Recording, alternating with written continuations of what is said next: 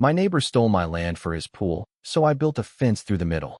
Before we begin the story, make sure to subscribe to our channel and never miss more incredible stories every day. I watched $50,000 of wet concrete fill the hole in my backyard, smiling because my fence contractors were arriving at dawn. My name is Mark. I'm 35, single, and I work as a meticulous data analyst for a logistics firm. I live a quiet, highly structured, and predictable life. 4 years ago, I bought a modest, single-story brick house in an older, leafy suburb that I absolutely fell in love with. The main selling point for me was the sprawling backyard. Our neighborhood was built in the late 70s, a wonderful time before everyone felt the desperate need to box themselves in with towering wooden privacy fences. The backyards just sort of blended together into this massive, continuous rolling green park. It was perfectly idyllic. I spent my weekends meticulously maintaining my lawn, pruning the gorgeous mature oak tree that shaded my back patio, and enjoying the absolute peace and quiet. I was the kind of homeowner who actually read the local zoning bylaws and strictly adhered to them, not because I was a rigid stickler, but because I genuinely appreciated the neighborhood harmony. Then, the lovely house next door went on the open market. The previous owner, a sweet elderly widow, had passed away, and the property was quickly snatched up by a guy named Greg. Greg is 45, constantly drives a glaringly loud, matte black luxury SUV, and habitually wears expensive designer sunglasses indoors. From day one, he made it abundantly clear that he viewed our quiet little street as his own personal kingdom. While the rest of us had quiet evening barbecues, Greg frequently hosted raging, club-level outdoor parties with booming bass that rattled my bedroom windows until 2 in the morning. I initially tried very hard to be the good, accommodating neighbor.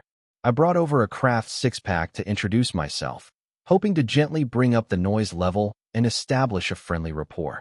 He casually took the beer, barely looked at me, and smirked. "Yeah, thanks. Just so you know, I'm planning some major upgrades to this dump. Try not to complain too much when the heavy machinery rolls in." I brushed it off as just typical arrogant bluster. I figured he meant a new roof or maybe a loud kitchen remodel. I never could have imagined his idea of a major upgrade involved essentially attempting to steal a massive chunk of my property to build himself a private, resort-style water park. The sheer, unadulterated audacity of what he was secretly planning was completely beyond my comprehension. He genuinely believed his wealth meant the normal rules of society simply didn't apply to him. I had no idea my quiet suburban life was about to become a literal battleground. Greg's transition into the neighborhood was less of a simple move-in and more of a hostile, glittering occupation. Within his first 2 weeks, the street was constantly clogged with a rotating fleet of expensive sports cars, luxury catering vans, and aggressive landscaping trucks. He completely ignored the unspoken rules of our quiet community, parking his massive SUV half on the sidewalk and leaving his empty designer trash bins in the street for days. He treated the neighborhood like a temporary hotel where he was the only VIP guest. The breaking point for my patience came during a particularly loud Sunday afternoon.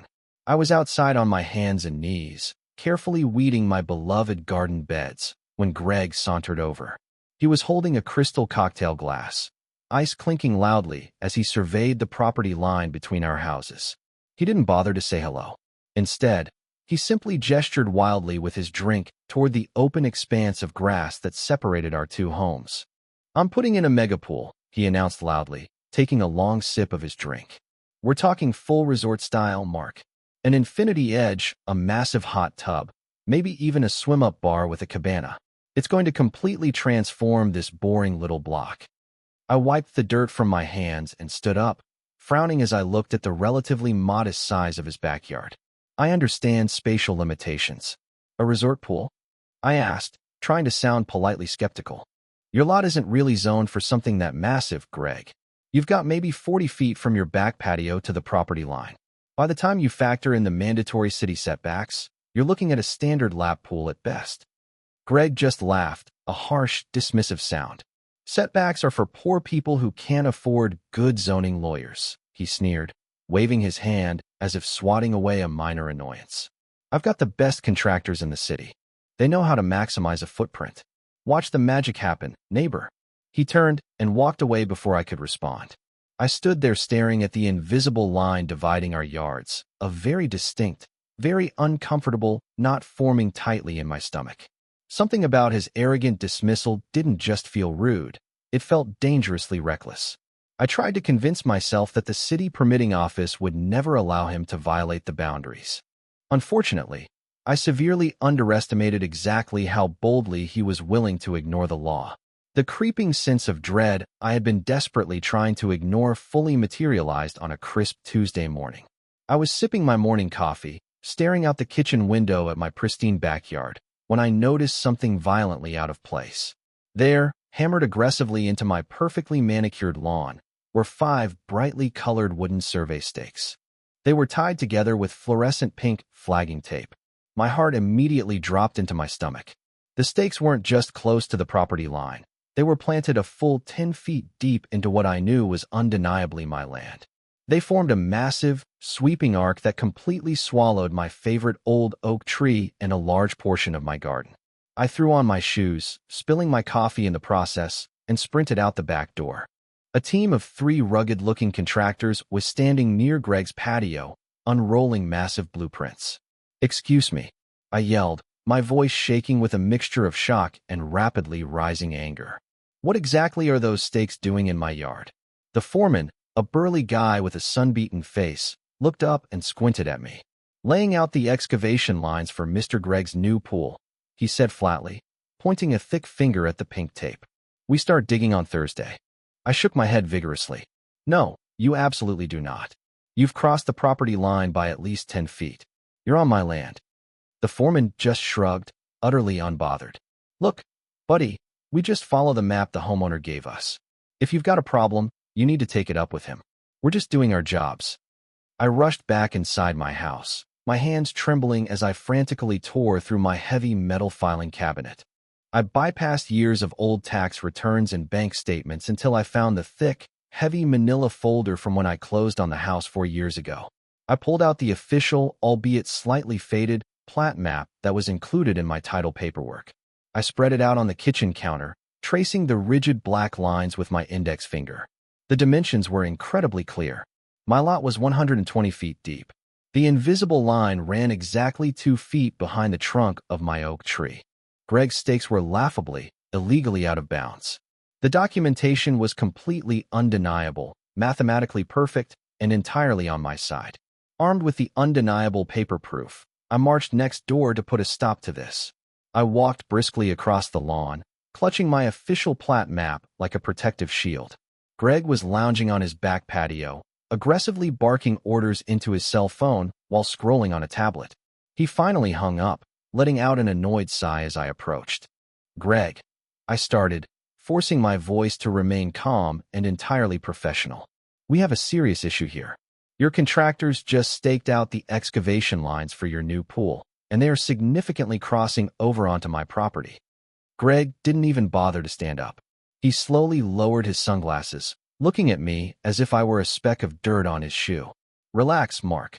I had my guys pull the county records. The boundary line is way further back than you think. You've just been mowing my grass for the last 4 years." I felt a sharp spike of pure adrenaline hit my chest, but I maintained my composure. I unfolded my plat map and held it out toward him. "That is completely incorrect, Greg. I have the official closing documents right here. The property line runs precisely 2 feet behind my oak tree. Your stakes are 10 feet onto my side. You cannot dig there." Greg leaned forward, glanced at the piece of paper for less than a second, and burst out laughing. It wasn't a polite chuckle. It was a loud, mocking, theatrical laugh. "Are you seriously showing me some ancient, faded coloring book page from a decade ago?" he sneered, waving me away. "Technology has changed, buddy. My guys use GPS and satellite imaging. Your little piece of antique paper doesn't mean anything to me." I stared at him, utterly stunned by his blatant, willful ignorance. "This is the legally binding plat map attached to my deed," I insisted, my voice rising just a fraction. "If you break ground on my property, you are committing trespassing and property damage." Greg stood up, suddenly invading my personal space, his face turning a shade of angry red. "Listen to me very carefully, Mark. I am building a state-of-the-art facility, and I am not letting some jealous, pencil-pushing neighbors stall my progress. The diggers arrive Thursday morning. I strongly suggest you stay out of the way of progress unless you want to get sued for construction delays. He turned his back on me and walked inside, slamming the heavy glass door. I realized then that playing nice with this arrogant bully was going to be completely impossible. Thursday morning arrived with the deafening, ground-shaking roar of heavy diesel engines. I stood at my kitchen window, gripping my coffee mug so tightly my knuckles were completely white. Two massive, bright yellow excavators rolled violently off their flatbed trailers and lumbered directly into Greg's backyard.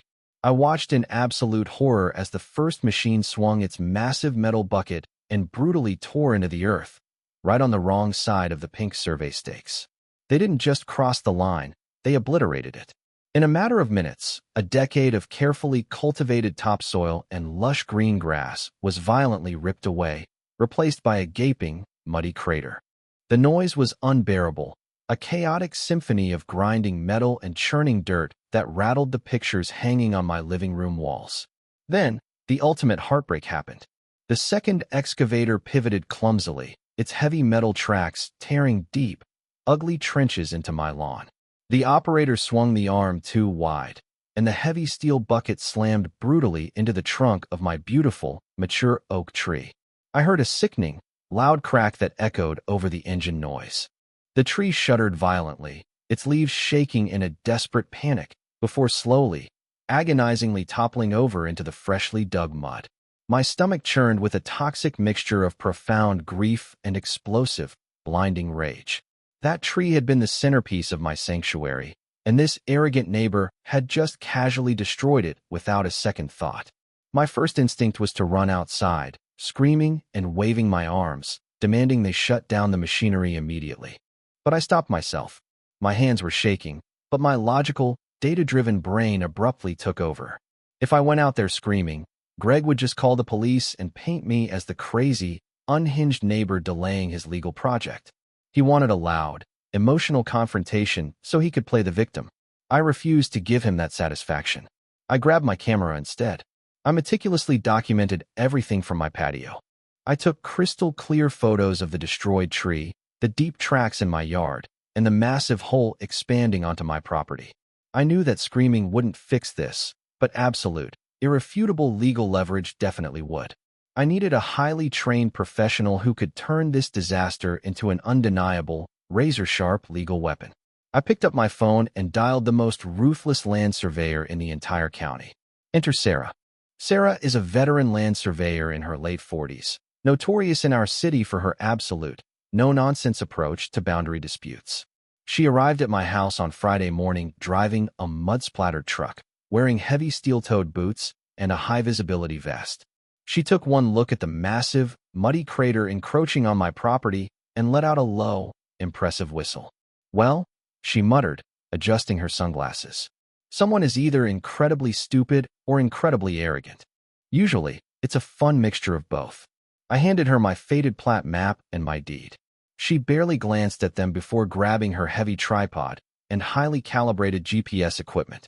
Don't worry about the old paperwork, Mark. The satellites don't lie, and neither do the original iron pins buried in the ground.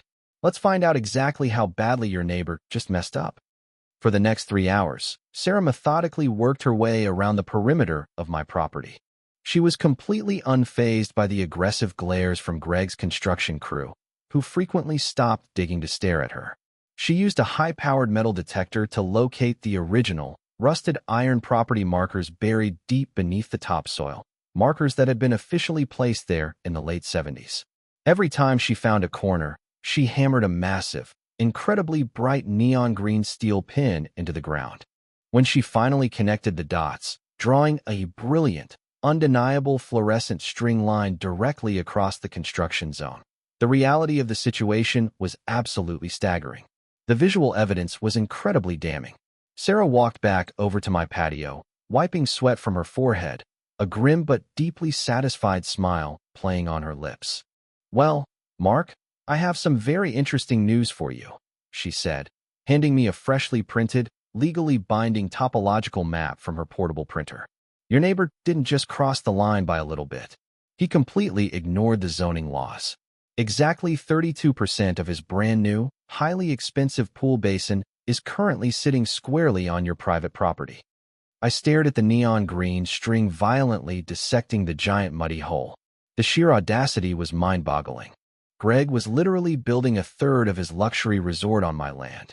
Sarah packed up her gear and looked at me with a serious glint in her eye. With this certified legal document in my hand, I finally had the power to crush him.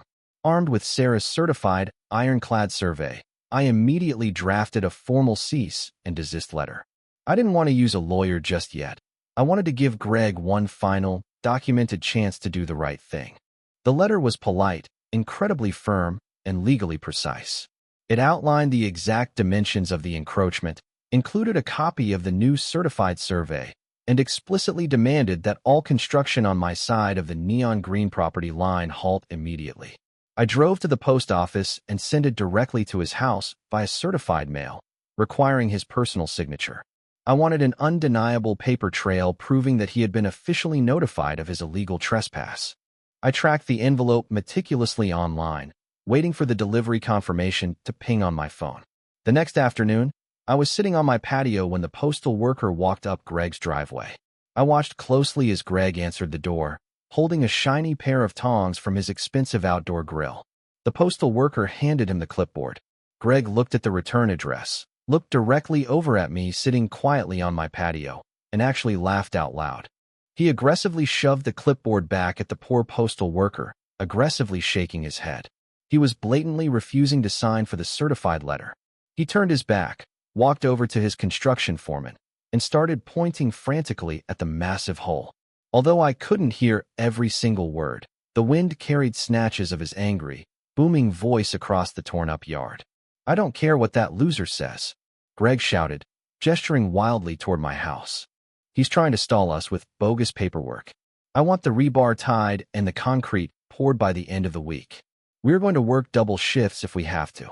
Box him out before he tries to get an injunction." The foreman looked hesitant but eventually nodded, yelling new orders to the crew. The diesel engines roared back to life, louder and more aggressive than before. Greg looked over at me, raising his tongs in a mocking salute, firmly believing he had just outsmarted me by simply ignoring the mail. He honestly thought that if he built the pool fast enough, the city would just let it stay. He had absolutely no idea that his arrogant rush job was playing exactly into my hands. Greg's blatant refusal to stop the construction forced me to escalate my strategy.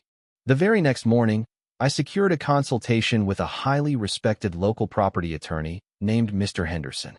I walked into his mahogany-paneled office carrying a thick binder containing the original deed, Sarah's certified neon green survey, the rejected tracking receipt from the post office, and high-resolution photographs of the muddy crater expanding onto my land. I was mentally preparing myself for a massive, exhausting, and incredibly expensive legal battle. I expected Henderson to tell me we needed to immediately file for an emergency court injunction, hire a team of litigators, and spend the next 3 years fighting Greg in civil court. I laid all my meticulously gathered evidence out on his heavy oak desk and took a deep breath. Henderson slowly adjusted his glasses, carefully reviewing the documents in total silence for what felt like an eternity. Finally, a slow, incredibly sharp smile spread across his weathered face. "Mark," he said softly, tapping a pen against the certified survey, "you have an absolutely airtight case here. This encroachment is undeniably blatant." I braced myself for the bad news. "So, how much is the lawsuit going to cost me?" I asked nervously. Henderson leaned back in his leather chair and chuckled. "That's the beautiful part, Mark. You don't have to sue him at all. This is legally your private property. According to state law and local zoning ordinances, you have the absolute legal right to erect a boundary fence directly on your property line at any time." I blinked, genuinely confused. "But he's pouring a massive concrete pool right across the line," I stammered. "If I build a fence, it will literally have to go straight through the middle of his expensive pool." Henderson's smile grew wider, a glint of pure, legal mischief in his eyes. "Exactly," he replied smoothly. "It is your land. You are not legally required to alter your lawful fencing plans simply because your neighbor illegally placed his personal property there after ignoring repeated warnings. If you build a fence on your side of the official survey line, any damage to his illegally placed structure is entirely his legal problem, not yours. My mind raced as the sheer brilliance of this brutal reality washed over me. I didn't need a judge to stop his pool when I could legally destroy it myself. Armed with Mr. Henderson's brilliant legal green light, my entire perspective drastically shifted. I was no longer the frustrated, helpless victim of an aggressive, wealthy bully. I was the quiet, patient architect of his impending, massive financial doom. I made a highly unusual and completely strategic decision. I was going to let him build it. I completely stopped complaining. I didn't yell over the property line. I didn't send any more warning letters, and I definitely didn't call the police. For 3 agonizingly loud weeks, I sat silently on my back patio, sipping iced tea and watching the most expensive construction mistake in the history of our neighborhood slowly take shape. Greg mistook my sudden silence for total surrender. I saw him smirking at me from his yard, clearly believing he had successfully intimidated me into submission. It was genuinely fascinating to watch the rapid progression of his massive mistake. I watched closely as the crew painstakingly bent and tied thousands of dollars worth of heavy steel rebar, creating a massive metal skeleton that clearly jutted 10 feet into my property. I observed the plumbers laying intricate, expensive PVC piping for the luxury infinity edge and the custom swim-up bar. The crowning moment of absolute financial commitment arrived on a sweltering Tuesday afternoon. A convoy of massive, heavy cement trucks rumbled down our quiet street. I stood quietly at my window and watched them spray thick, incredibly expensive gunite concrete over the entire metal skeleton. The pool basin was finally formed, solidifying his illegal encroachment in a permanent, immovable shell of hardened gray stone. The pool was absolutely massive, a true testament to Greg's outsized ego and bottomless bank account. A full 32% of that beautiful, extremely expensive concrete shell was sitting firmly and illegally on my dirt. The contractors packed up their heavy machinery and left the site to let the massive concrete basin cure for a few days before they started the expensive tiling process. The yard was eerily quiet for the first time in nearly a month. Greg strutted out onto his patio, admiring the giant gray crater, visibly glowing with arrogant pride. He looked over at my house, raising his arms in a triumphant, mocking victory stretch. He truly believed he had won the war. He was completely unaware that my specialized contractors were fully booked for the exact next morning. Finding a fencing company willing to execute my specific vision wasn't exactly easy. Most standard contractors just want to dig simple dirt holes and quickly pour quickset cement. I needed a highly specialized, heavy-duty crew capable of drilling directly through 12 inches of solid, steel-reinforced gunite concrete. After making a dozen frustrating phone calls, I finally found a rugged industrial fencing company owned by a guy named Mike. I asked Mike to meet me at my house for a confidential estimate. When he walked into my backyard and saw the massive, cured concrete pool basin dominating the landscape, his eyes went wide. I pointed to the bright neon string line that Sarah the surveyor had securely anchored across the concrete hole. I need a 6-foot, commercial-grade chain-link fence installed with heavy steel posts, I explained calmly, handing him the blueprints. And the fence needs to perfectly follow that neon string line. Mike stared at the string, which literally bisected the shallow end of the new pool.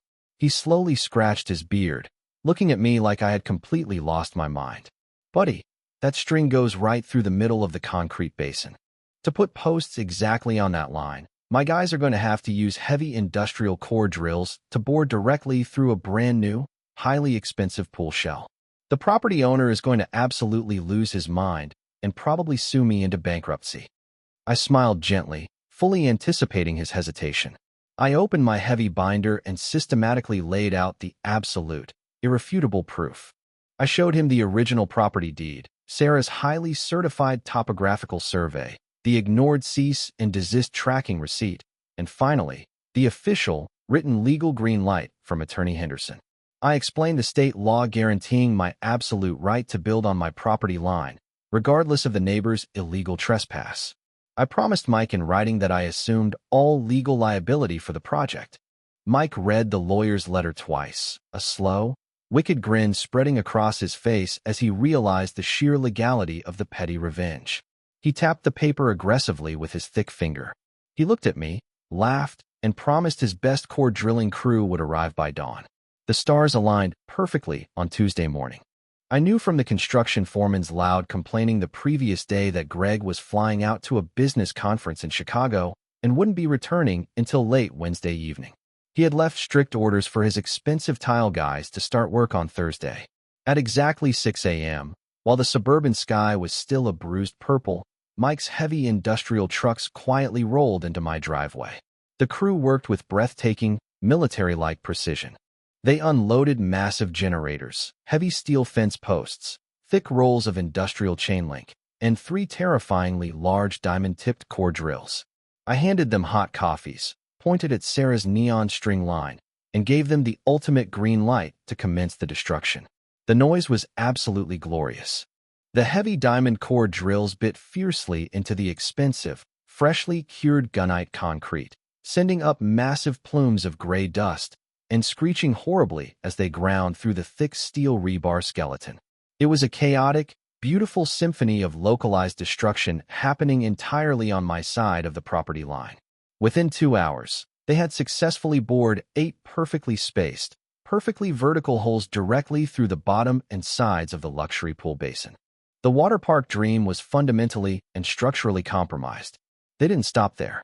They rapidly inserted massive, heavy-duty steel posts deep into the drilled holes, securing them firmly into the earth below the pool shell with fresh, fast-setting structural concrete. By lunchtime, the posts were fully set and completely immovable. The crew then worked quickly to stretch the heavy-duty chain-link fabric tightly across the imposing steel skeleton, securing it with thick metal ties. They meticulously ensured that not a single millimeter of the fence crossed back over into Greg's legally owned territory. It was an absolute masterpiece of hostile, malicious compliance. The massive luxury pool was now abruptly and violently interrupted by a towering, ugly, commercial-grade metal barricade.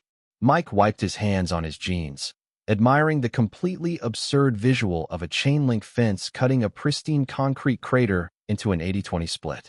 I gladly handed him a generous cash tip. I grabbed a lawn chair, opened a cold drink, and happily waited for Greg's dramatic return. Greg's shiny black G-Wagon aggressively roared into his driveway, just as the sun was beginning to set on Wednesday evening. I was already positioned on my back patio, completely concealed in the gentle shadow of my awning, sipping a glass of iced tea. I watched intently as he stepped out of his luxury SUV, wearing a sharp-tailored suit and holding a leather overnight bag. He looked exhausted but incredibly smug, likely dreaming of the expensive Italian tile his crew was supposed to start laying the very next morning. He didn't even go inside his house first. As was his arrogant custom, he walked straight around the side of the garage to lovingly admire his massive, expensive construction project. The moment he rounded the corner, he froze completely solid. The visual was utterly jarring, intensely absurd, and absolutely glorious.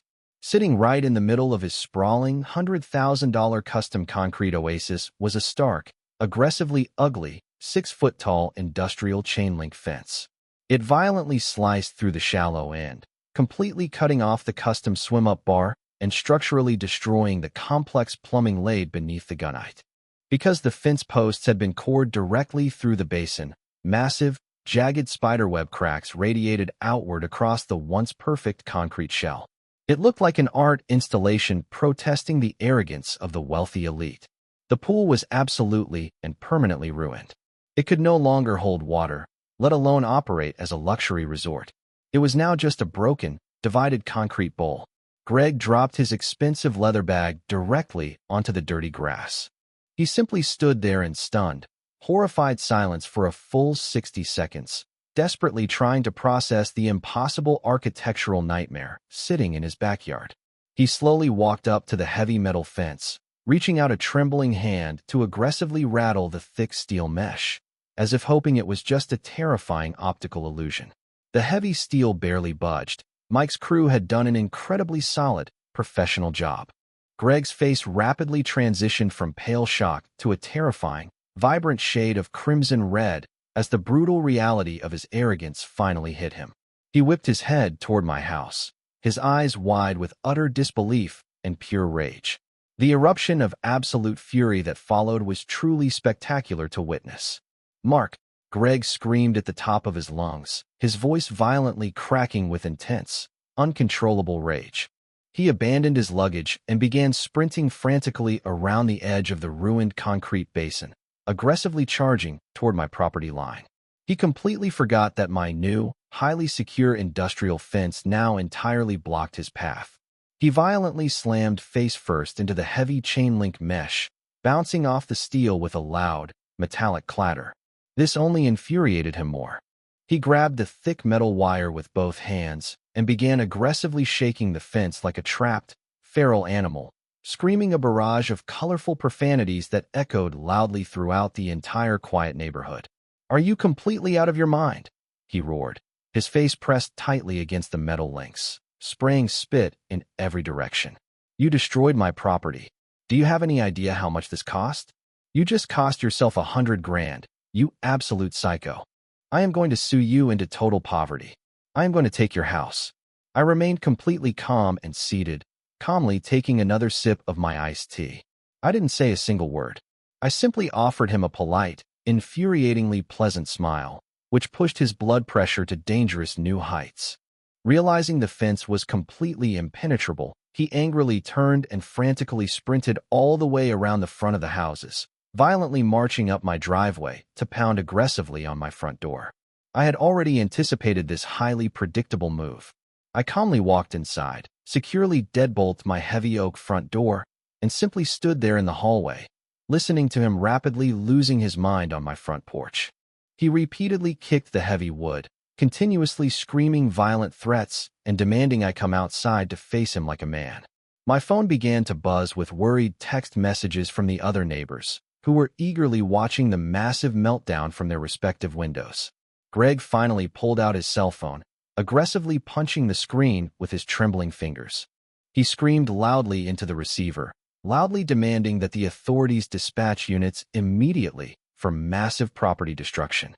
I calmly walked to the kitchen counter and gathered my impeccably organized stack of legal documents. Within 10 fast minutes, a local county police cruiser slowly rolled up my long driveway, its bright blue lights flashing aggressively against the rapidly darkening suburban sky. Officer Davis, a tired-looking veteran cop in his late 50s, stepped heavily out of the vehicle. Greg immediately rushed him, frantically pointing at the massive concrete crater and aggressively demanding my immediate arrest for felony vandalism and malicious destruction of private property. He painted a wild picture of a jealous, deranged neighbor who had violently attacked his legal construction site. Officer Davis sighed heavily, told Greg to stand completely back, and knocked firmly on my front door. I unlocked the deadbolt and greeted the officer with a calm, polite smile, carrying my heavy manila folder tucked securely under my left arm. "Evening, sir," Officer Davis said exhaustedly, gesturing toward the chaotic backyard. "Your neighbor here is claiming you violently destroyed his expensive swimming pool. Care to explain what exactly is going on back there?" I nodded respectfully. "Absolutely, officer. I simply constructed a legal boundary fence exclusively on my private property. My neighbor unfortunately decided to build a massive portion of his pool basin illegally on my land, despite repeated, heavily documented warnings." I handed Officer Davis the original house deed, the brilliantly colored, certified topographical survey from Sarah, the rejected certified mail receipt, and most importantly, the fiercely worded legal letter from Attorney Henderson. The officer pulled out his flashlight, meticulously reading over the dense legal paperwork in absolute silence. Greg paced angrily behind the officer, aggressively muttering about lawsuits and calling his high-priced lawyers. Finally, Officer Davis folded the documents, handed them back to me, and slowly turned to face the arrogant neighbor. "Mr. Gregg," the officer said dryly, completely devoid of any sympathy. "According to these officially certified, legally binding documents, that heavy metal fence is sitting squarely on his private property. You essentially poured $30,000 of concrete directly onto his land without his permission. This is entirely a civil matter, and you have zero legal grounds for an arrest. In fact, if you don't immediately step off his driveway, I will arrest you for trespassing." Greg's jaw literally dropped to the floor, as his entire legal reality instantly shattered into pieces. The agonizing fallout for Greg was swift, incredibly brutal, and wildly expensive. His highly aggressive attempt to sue me in civil court was completely laughed out of the room by a tired county judge who took exactly one look at my certified boundary survey and the blatantly ignored cease and desist tracking receipt. Because the heavy core drilling had fundamentally compromised the structural integrity of the entire gunite shell, Greg couldn't just abandon the broken concrete in the ground. The city abruptly revoked all his construction permits, violently citing massive zoning violations and unsafe conditions. He was legally forced to hire a specialized demolition crew to come back and painstakingly jackhammer the entire incredibly expensive pool basin into tiny pieces, costing him tens of thousands of extra dollars just to clean up the terrible mess. He eventually had to completely redesign and permit a much smaller, significantly less impressive pool that actually fit within the strict legal constraints of his own designated property lines. The sprawling, resort-style water park he had violently bragged about was forever replaced by a basic, heavily modified rectangular lap tub. He never threw another loud, booming party, and whenever he saw me quietly enjoying my patio, he immediately turned his head and quickly hurried inside. My beautiful yard remained peaceful, permanently secured by the greatest, strongest industrial fence ever legally built. The neighborhood quietly celebrated my ultimate victory, and the older residents frequently dropped off fresh-baked goods as silent, appreciative thank yous for finally putting the loud neighborhood bully firmly in his proper place. The entire chaotic ordeal taught me an incredibly valuable and permanent lesson about dealing with intensely entitled people. Bullies constantly rely on the desperate hope that polite, peaceful people will simply bend to their loud aggression to avoid a messy, protracted conflict. But when you remain completely calm, meticulously document every single violation, and firmly stand behind the absolute, unyielding letter of the law, their arrogant power instantly dissolves into nothing. You do not ever have to sacrifice your personal peace or your private property just because someone else is incredibly loud and obnoxious. Know your exact legal rights. Always hire the best professionals you can afford, and never be afraid to politely, legally, and mercilessly draw a very hard, physical line in the sand.